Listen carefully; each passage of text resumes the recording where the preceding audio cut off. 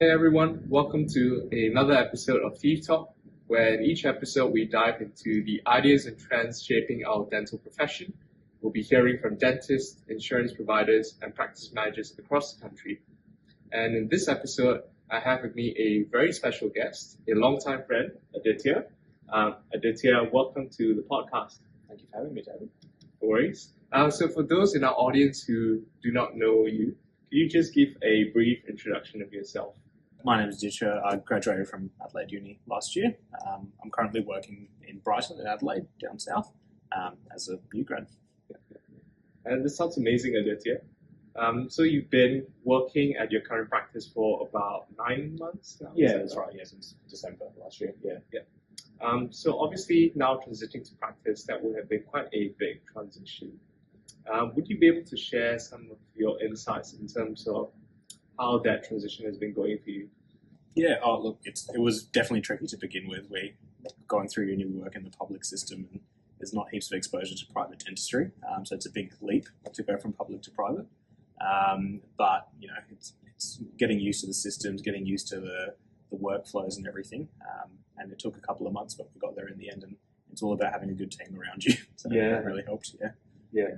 So the core of our discussion today will be focused around digital dentistry. And seeing as you're quite a tech-savvy guy yourself, and I've seen that you've gone on quite a couple of courses. Yeah. So what is digital dentistry, and how has that changed the way you practice? Yeah, so look, I think digital dentistry is a huge part of modern day dentistry. We use it without even knowing most of the time. We don't give it credit, but digital X-rays, taking photos, and things like that, even that's a big part of digital dentistry. So, well, for me, what it means is having all the tools and everything to make your life and the patient's life easier.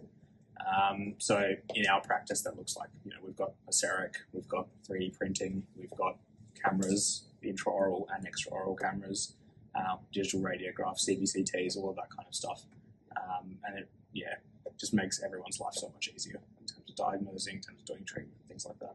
Yeah. I couldn't agree more with you, because in dental school we're largely introduced to all these things as abstract concepts, but we can only appreciate them as practical applications once we really start working, and practicing more independently.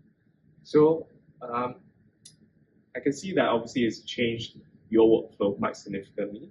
Was it quite a big challenge initially transiting to obviously having a more digital workflow as opposed to what we were used to in dental school? Yeah, I mean it's a really, really big difference. So it changes the way you approach everything, really. For example, with CEREC, I think that's the one that most people are aware of. You don't need to take impressions anymore. You don't need to take allogeneists. You don't need to take PBS.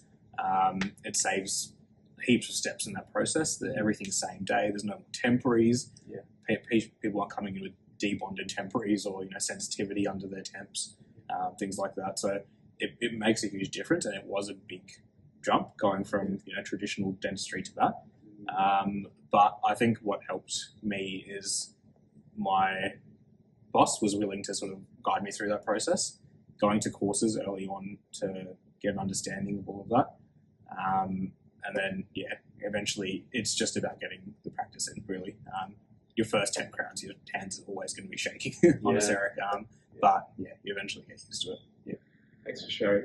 I can obviously see that, patient management has also changed quite significantly with having all these digital workflows, because now with not having to rely on more conventional methods, we're able to make processes in our practice a lot more efficient. We're also able to make a lot of things, especially with the prosthodontic side of things, a lot more tolerable for patients. Where traditionally sometimes you might have to retake impressions, book them in for appointments again just to follow up. 100%. It's PVSs. I remember having to take 4 or 5 for the same patient in dental school, but on an intraoral scan you just cut out the margin you don't like and rescan it, and you'll be fine. So it makes a huge difference in that sense. And then in terms of workflows, as you mentioned as well, the patient experience is a lot different. So if they're coming in with a broken tooth, for example, and we've got a significant chunk of tooth missing, they can usually walk out with a long-term fix. They can walk out with a crown on the same day most of the time, and that's because of the workflows and the way our practice works. It's huge for patients not having to have a temporary filling in there and then coming back, may or may not have the crown done in the future. It's just a whole ordeal. Yeah. And another thing that we're also seeing in our profession is how a lot of these digital applications, whether it's AI, whether it's software, whether it's a cloud-based system available, we're seeing how that's started to transform the diagnosis and treatment planning processes for a lot of dentists out there. Yeah. Would you be able to shed a bit more light on that in your own practice? Yeah. So look, I haven't had much experience with AI. We did have a software called Pearl. Basically it's called Pearl Second Opinion. It reviews your radiographs for you, only 2D radiographs, but it'll tell you if there's any spots, caries, lesions, things like that. I personally didn't end up using it very much, but it was actually really useful to show patients what was going on, because it would highlight, like a periapical lesion in purple, and you could tell the patient there's an infection around this tooth, and it'd be really, really clear on that sort of thing. So I used it for that more than my own sort of reference. That was really important, but I think the one tool I've used the most, I guess, digital dentistry is a CBCT. That's made a huge difference in my diagnostics, being able to have the confidence to do like molar endos and things. If you've got a CBCT, you know exactly where the canals are, you know exactly what you're looking for. It makes a huge difference. Yeah. It sounds like having these applications in your practice have been very transformative. I guess the reason I've brought this up is because recently ADA Victoria, they published an article in September of last year just outlining the legal and ethical ramifications of the use of AI in dentistry. And a big part of it was the ways in which patient data was being used. And patient records were being consolidated as well. And I think the summary of that was that we obviously still need to maintain really accurate and contemporaneous records, but we also need to still obtain informed consent as part of our general treatment planning and diagnosis.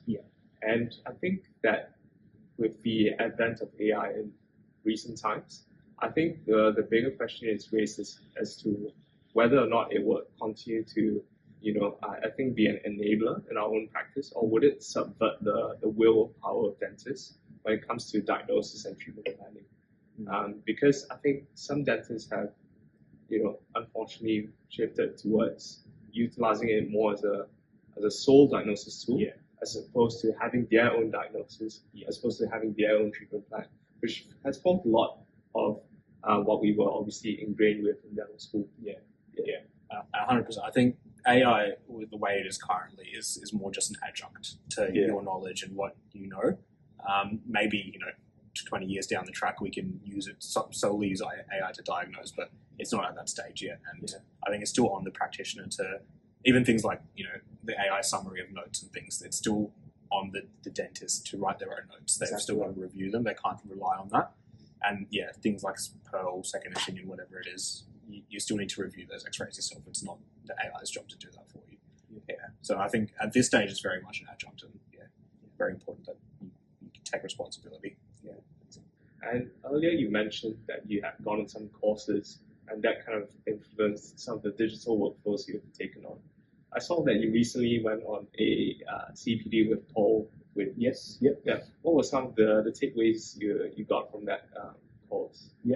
If you can shed a bit more light on that. Yeah, of course. That's R3. It's Paul Jacobin's course. It's for full mouth rehabs essentially. So he walks you through his protocol. Paul's insanely knowledgeable. So he's got about sort of 13 years or something of experience with rehabs. And he does everything from, ortho to all-on-X to simple implants, crowns, everything, you name it. But the big takeaway I got from that course is, you expect to go into a full mouth rehab course that you're going to learn how to prep a tooth and how to put crowns on teeth and things like that. But it's so much more than that. It's starting right at the assessment, starting right at the records, going from that stage, coming up with a diagnosis for the patient, like why are they in the situation they're in. It's not as simple as just putting a crown over the top and fixing it. And then everything and that understanding of occlusion, I think that was the biggest thing for me. And unfortunately, we don't get heaps of exposure to that in dental school for whatever reason. But understanding occlusion is actually changed the way I do dentistry outside of rehabs. Even I've had patients come in, they've got this weird one cusp that's cracked out of nowhere, and then you check their bite and they're hitting on that early, and you have to adjust that out of the way. And it's having an understanding of why that's happening, what you can change to fix the issue, it makes a huge difference in the way you practice dentistry. So I think the biggest thing out of that rehab course was occlusion for me. And then, yeah, other than that, it was all of his workflows, the way he approaches patients, how he goes from a wax up, a mock up, a digital wax up, to putting that on the patient, to prepping those teeth, to putting crowns over the top, and just getting everything right in between. It was an amazing course.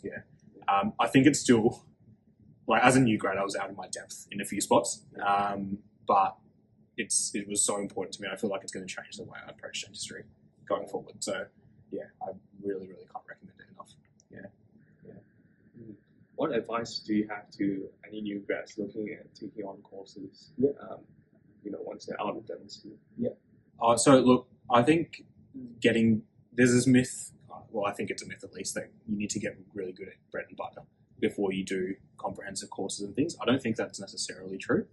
It's important to be good at bread and butter, so doing your fillings, doing your cleans and your checkups well, and being able to diagnose well.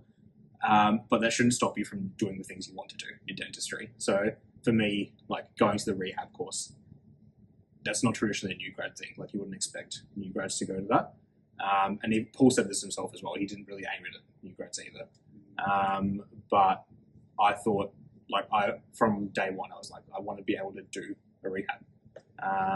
And so I thought that was important for me to start off with that course. I'm not saying you need to start off with a $30,000 master's straight away. But starting off with these short form weekend courses, getting a taste of everything that you want to do in dentistry, and then that'll change your opinions and that'll shape the decisions you make later. So maybe you were considering specializing in ortho, and you go and you do a short form ortho course and you're like, this isn't really for me. And then you can go on and explore other things. But you're better off doing that early in your career rather than waiting a few years and then realizing it's not for you. So I think what I look for in a CPD is, number one, does it interest me? And number two, what am I going to get out of this? So, I mean, I've even done sort of more fundamental CPDs, like I've done CEREC to success for crowns. That's literally just how to use a CEREC, how to prep teeth. But that's the return on investment of that is huge, because I use a CEREC every other day now. So yeah, it's those sorts of courses. The ones where you're sort of, it's not hands-on as much, I don't tend to go for, because that's just me personally. I prefer to have that sort of practical hands-on approach. But yeah, personally, I don't think you necessarily need to keep it simple early. It's worth doing these bigger format courses and exploring. Yeah. So I think the main takeaways are that yes, it's still important to have the fundamentals right. Yeah. But it's also not completely wrong to pursue something you're a bit more passionate about. But yeah, always keeping the fundamentals I think is really important. So in the spirit of our digital dentistry theme today, I thought I would ask you just a few more questions. So obviously we're seeing that AI is not just shaping dentistry, it's shaping lots of industries. And really, I just wanted to get your take on, if ever AI went to war with humans, who do you think would win the war? Look, it depends when that happens. Right now, I think humans are definitely on top. AI hasn't got to the point where it can do anything better than us, really. But yeah, it's an interesting question, isn't it? I think AI has been developing so quickly. Like, you think about where we were 5 years ago with AI, and it was almost something no one ever talked about.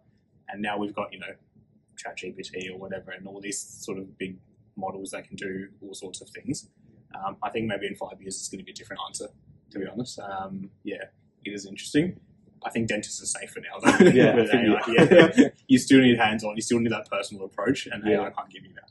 So I think you earlier alluded to the idea of a generative AI, which is still largely in its early phases, at least in the dentistry side of things. But yeah, that I think will continue to take shape and form. I guess we'll see. And we've come to obviously the last part of our podcast, where we just ask guests obviously to leave their final remarks. And because this is called Teeth Talk, we just asked them, what if your teeth were talk? What would they say? Well, first of all, let's say thank you for having me, and thank you for having this podcast as well. I think it's actually really important.